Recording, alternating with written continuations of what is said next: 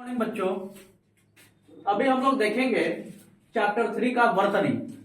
और बच्चों जितने भी हम आज से पहले जो पढ़ाए हैं उसको क्या करना है, आपको याद करना है और कॉपी में नोट डाउन करते रहना है, क्योंकि ये जितने भी है पढ़ाया गया है उसी से एग्जाम में आपका क्वेश्चन पूछा जाएगा। तो आज हम लोग शुरू करेंगे वर्तनी। तो सबसे पहले ये समझते हैं वर्तनी किसे कहते हैं।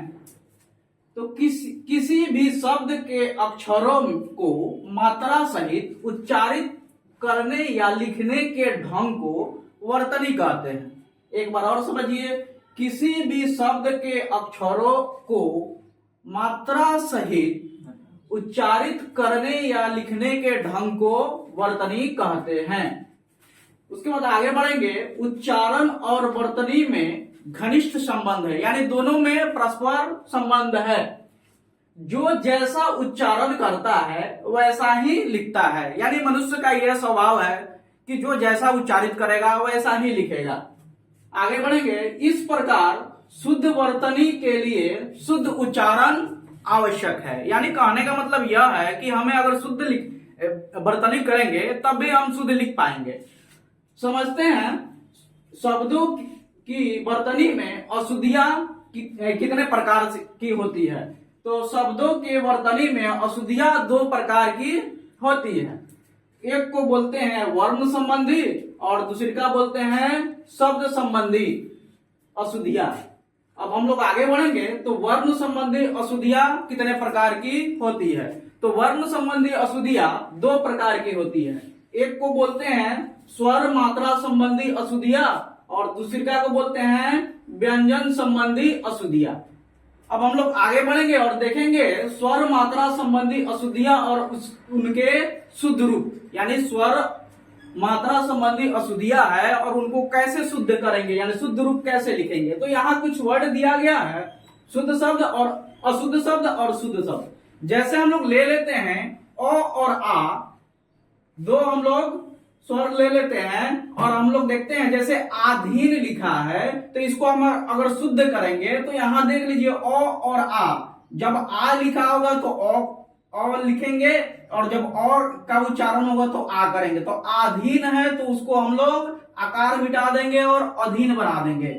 यहां लिखा है अधिकारी, यानी अधिकारी नहीं होता है, यहां एक अ मिटा देंगे और हो जाएगा अधिकारी। उसके बाद हम लोग आगे बढ़ेंगे। छोटी ई और बड़ी ई संबंधी अशुद्धियां कैसे होगा। जैसे लिखा है अतिथि, तो यहाँ दोनों में हम लोग छोटी ई की मात्रा लगाएंगे, यानी अतिथि ऐसे हो जाएगा। आगे एक और उदाहरण देख लीजिए। प्रतिज्ञा, यानी प्रतिज्ञा में बड़ी ई है तो इसको हम लोग छोटी ई में कन्वर्ट कर देंगे, जैसे प्रतिज्ञा यानी छोटी ई यहाँ लिखा गया। आगे समझते हैं छोटा ऊ और बड़ा ऊ संबंधी अशुद्धियां कैसे लिखेंगे। जैसे यहाँ बड़ा ऊ लिखा है दोबारा, दोबारा में बड़ा ऊ है तो इसको हम लोग छोटा ऊ कर देंगे। रेणु, रेणु में बड़ा ऊ है तो यहाँ छोटा ऊ कर देंगे रेणु। आगे बढ़ते हैं री संबंधी अशुद्धियां। जैसे हम लोग लिखा गया है अनुगृहित, अनुगृहित में ग में र है तो इसको हम लोग क्या करेंगे अनुगृहित कर देंगे। गृहित यानी यहाँ री की मात्रा लगा देंगे। जैसे यहाँ एक और आगे बढ़ते हैं, एग्जाम्पल लेते हैं ए और ए संबंधी अशुद्धियां। जैसे हम लोग लिखते हैं चाहिए के ऊपर एकले लगाते हैं तो अशुद्ध वर्ड है, यहाँ चाहिए में एकले नहीं लगता है। आगे बढ़ेंगे ओ और औ संबंधी उच्चारण जैसे अशुद्धियां। जैसे हम लोग ले लेते हैं सरोवर, सरोवर को हम लोग क्या लिख सकते हैं जी, यानी छोटा सरोवर। आगे बढ़ेंगे और व्यंजन संबंधी अशुद्धियां और उनके शुद्ध रूप हम लोग लेंगे। जैसे यहाँ लिखा है क और क, और बच्चों इसमें कंफ्यूज नहीं होना है। क के नीचे यहाँ एक बिंदु दिया गया है, इस क के अंतर्गत बिंदु नहीं दिया गया है। तो हम लोग इससे हम लोग संबंधित अशुद्धि देखेंगे।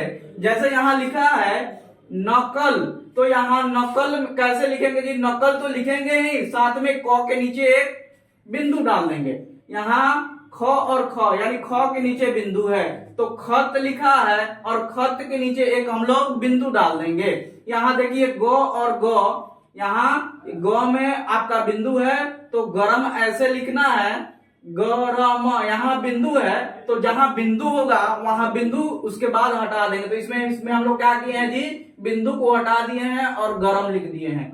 यहाँ देखिए जौ के नीचे बिंदु है और इसमें जौ में बिंदु नहीं है, तो हम लोग लिख सकते हैं जिंदगी। तो यहाँ ये अशुद्ध वर्ड है और यहाँ जिंदगी में जौ के नीचे बिंदु लगा गया है, इसलिए यह शुद्ध वर्ड कहलाएगा। आगे बढ़ेंगे, फ और फ, यानी फ के नीचे बिंदु लगा गया, एक फ के नीचे बिंदु नहीं लगा गया है। तो देखिए ऑफिस लिखा गया है तो यहाँ ये अशुद्ध वर्ड है और ऑफिस इसमें लिखा गया, यानी फ के नीचे क्या है जी, एक बिंदु है, इसलिए वो सही वर्ड हो गया। अब देखिए यहाँ ये चछरा में छ है और ये है छ है, यहाँ लिखा गया है क्षत्रिय, तो क्षत्रिय यहाँ गलती है, यहाँ यरो में के छ लिखना है क्षत्रिय ऐसे लिखेंगे। यहाँ जौ को य में कन्वर्ट कर देंगे, जैसे हम लोग लिखा गया है अयोध्या, अयोध्या को हम लोग क्या लिख देंगे, अयोध्या। यहाँ देखिए आगे बढ़ते हैं, ट को हम लोग ठ में कन्वर्ट कर देंगे, जैसे हम लोग लिखा है कनिष्ठ, ट को हम लोग ठ में कन्वर्ट कर दिए तो कनिष्ठ हो जाएगा। उसके बाद देखिए मूर्धन्य न को मूर्धन्य न को न में कन्वर्ट कर देना है, जैसे लिखा गया है अर्चना, यानी यहाँ मूर्धन्य न है, इसको हम लोग न में कन्वर्ट कर देंगे यानी अर्चना।